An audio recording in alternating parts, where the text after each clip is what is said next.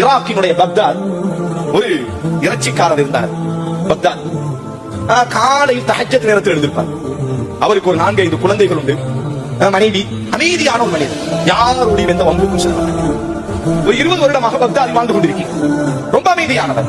தஹஜ்ஜத் நேரத்தில் எழுந்திருப்பது, தன்னுடைய கத்திகளை எடுத்துக்கொண்டு ஆடுகள் இருக்கக்கூடிய அந்த மேய்ச்சல் நிலங்களுக்கு செல்வார்.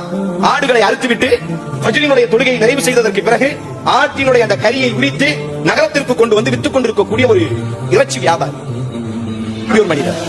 ஒரு நாள் ஃபஜ்ர் தொழுகைக்கு முன்னால் எப்பொழுதும் அவர்களுடைய ஆதத் வழக்கமாக கத்தி எடுத்துட்டு வயக்காட்டுக்கு செல்கிறார். ஆட்டு மந்தைகள் ஆட பிடிச்சு அறுத்துட்டு பொழுது திடீரென்று ஒரு அசரீதியான ஒரு சத்தம், என்னை கொண்டாதீர்கள் என்பதாக ஒரு சத்தம் அந்த இடத்துக்கு போய் பார்க்கிறாரு. ஒருவன் இரத்த வெள்ளத்தில் மிதந்து கொண்டு கிடக்கிறார்.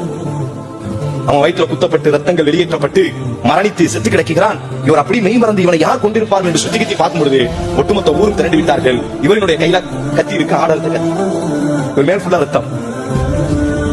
உடனே மக்கள் எல்லோருக்கும் நம்பிக்கையும் இல்லை, இவர் இப்படிப்பட்ட நபரும் அல்ல. ஆனால் நம்பவும் முடியவில்லை, நம்பாமல் இருக்க முடியவில்லை. முஷூத்தா போலீஸ் அதிகாரிகள் வருகிறார்கள், இவரை கைது பண்றாங்க. என்ன, இவர்தான் கத்தி இருக்கு, இவர் உடம்புதான் ரத்தம் இருக்கிறது, செத்து கிடக்கிறான் ஒருவன். அப்படி ஆனால் யார் கொலை செய்திருக்க வேண்டும்? அவர் சொல்றாரு, நீதிமன்றத்தில் நிப்பாட்டப்படுகிறது, எனக்கு தெரியாது, நான் இதை செய்யவில்லை என்பதாக எவ்வளவோ பேசி பார்க்கிறார். நீதிமன்றத்தை பொறுத்தவரையில் தலில் ஆதாரங்களை கொண்டு தீர்ப்பு கொடுக்கப்படும். அப்படியானால் நீ செய்யவில்லை என்று சொன்னால் யார் செய்தது? இதை செய்ததற்கான தடயங்கள் உன்னிடத்தில் அத்தனை தடயங்களும் இருக்கிறது என்று சொல்லி அவருக்கு பக்தாதினுடைய நீதிமன்றம் மரண தண்டனை என்பதாக நாளைய முஹாவினுடைய நேரத்தில் இவரினுடைய கருத்துகள் பகிரங்கமாக அறுத்து எறியப்பட வேண்டும், இவருக்கு மரண தண்டனை என்பதாக தீர்ப்பு கொடுக்கப்படுகிறது. மறுநாள் முஹா நேரம் கைகள் கெட்டப்பட்டு பக்தாதினுடைய வீதிகளுக்கு கொண்டு வரும் பொழுது அவரினுடைய அந்த பெண் குழந்தைகள் எல்லோரும் இன்று அழிகிறார்கள். குறிப்பாக அவனுடைய பச்சிலம் குழந்தை எல்லோரும் அழிகிறார்கள். ஊரே அழிகிறது. நல்ல மனிதனாக காட்சிப்படுத்தப்பட்டவன் எல்லாம் அழுவதை பார்த்த உடனே, அவன் குழந்தை அழுவதை பார்த்த உடனே அந்த இறைச்சி வியாபாரி ஒரு வார்த்தை சொன்னான், எனக்காக அழாதீர்கள்.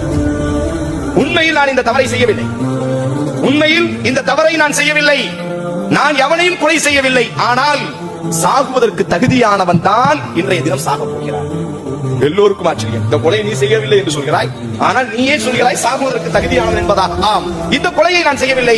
ஒரு 20 வருடத்திற்கு முன்னால் நான், இந்த ஊர் எனக்கு சொந்த ஊர் அல்ல, கூஃபா தான் என்னுடைய சொந்த ஊராக இருந்தது. 20 வருடமாகத்தான் நான் பக்தாதில் வாழ்ந்து கொண்டிருக்கிறேன். 20 வருடத்திற்கு முன்னால் நான் ஒரு படகோட்டியினுடைய மகன். என்னுடைய தகப்பன் ஒரு படகோட்டி. யூப்ரட்டிஸ் நதிக்கரையிலே இக்கரையில் மக்களை ஏற்றிக்கொண்டு அக்கறையிலே நான் மக்களை இறக்கி விடுவேன். ஈராக்கினுடைய நதி அங்கிருக்கக்கூடிய மக்களை ஏற்றிக்கொண்டு இந்த கரையில் இறக்குவது, இதுதான் என் தகப்பனினுடைய தொழில். தகப்பன் மரணித்தால் படகு எனக்கு உரிமையானது. எனது தகப்பனினுடைய தொழிலை நான் செய்து கொண்டிருக்கிறேன். ஒரு நாள் ஒரு அழகான பெண் என்னுடைய படகிலே வந்து அமர்ந்தார். யூப்ரட்டிஸினுடைய கூஃபாவினுடைய இக்கரையில் இருந்து அவளை அக்கறைக்கு நான் இறக்கிவிடும் பொழுது அவள் என்னுடைய உள்ளத்திற்குள்ளாக வந்து அமர்ந்து கொண்டால் அவள் மீது எனக்கு ஒரு நேசமும் மோகமும் வந்து விட்டது. அவள் முகவரியை தேடி அவள் வீட்டுக்கு நான் சென்றேன். நல்ல அவர் சொல்கிறார், நல்ல ஆடைய கடையில வாங்கிட்டேன். அணிந்து கொண்ட ஒரு வீட்டை தட்டின ஒரு முதியவர் வந்து கதவை திறந்தார். நான் சொன்னேன், உங்கள் மகளை நான் பார்த்தேன், எனக்கு பிடித்திருக்கிறது, உங்கள் மகளை எனக்கு மனம் முடித்து வையுங்கள். அப்பொழுது அந்த முதியவர் கேட்டார், நீ யார், என்ன தொழில் செய்கிறாய்? நான் சொன்னேன், படகோட்டியினுடைய மகன் என்பதாக நான் சொன்னேன். நான் இப்பொழுது படகோட்டி கொண்டிருக்கிறேன் என்று சொன்னபோது அவர் சொன்னார், என்னுடைய மகளை உங்களுக்கு மனமுடித்து கொடுப்பதற்கு எனக்கு சம்மதம் இல்லை, அதனால் வீட்டை விட்டு வெளியேறுங்கள் என்பதாக என்னை அவர் அவமானப்படுத்தி வெளியே அனுப்பிவிட்டார். காலம் முன்னோடிக்கிறது. இது போன்ற ஒரு மதிப்பினுடைய நேரம், சூரியன் மறைவு நேரத்தில் ஒரு பெண் கையில் குழந்தையோடி அந்த படகுல வந்து அமர்கிறார். தூரத்தில் வரும் பொழுதே பார்க்கிறார். படகுல வந்து அமரும் பொழுது அவர் கண்டுகொண்டார் தன்னுடைய படகு நேசத்திற்குரியவர் என்பதாக. கேட்கிறார், என்னை தெரியுதா உங்களுக்கு, நான் யாரும் உங்களுக்கு தெரியுதா? அவர் சொன்னால், எனக்கு தெரியுது, நீங்க யாரும் எனக்கு தெரியுது. ஒரு நாள் என்னை நீங்க வீட்டில் வந்து மனம் முடிப்பதற்காக பெண் கேட்கிறீர்கள் அல்லவா? நான் தான். இப்பொழுது அந்த சூரியன் மறைகிறது, இருள் கப்ப ஆரம்பிக்கிறது.